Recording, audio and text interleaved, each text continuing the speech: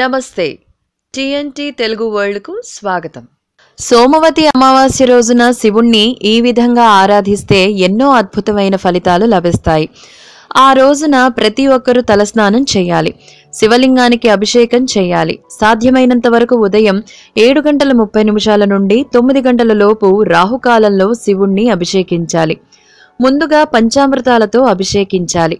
తరువాత జలంతో, ఆపై బిల్వపత్రాలతో, చామంతి పూలతో శివుణ్ణి పూజిస్తే సంపూర్ణ ఆరోగ్యం లభిస్తుంది.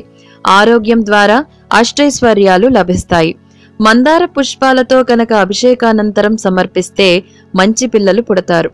పిల్లలు పుట్టి ఉంటే వారు అభివృద్ధిలోకి వస్తారు, బుద్ధిమంతులు అవుతారు. పిల్లల కాపురం బాగా లేకపోతే తెల్ల గన్నేరు పూలతో పూజ చేయాలి. భార్యాభర్తల మధ్య తగాదాలు పోవాలంటే పసుపచ్చని గన్నేరు పూలతో కానీ, మద్ది చెట్టు పువ్వులతో కానీ, పారిజాత పుష్పాలతో కానీ, తెల్లగా ఉండే పూలతో అంటే మల్లెపూలతో కానీ ఈ అభిషేకానంతరం పూజ చేస్తే భార్యాభర్తల మధ్య అనుబంధం ఉంటుంది.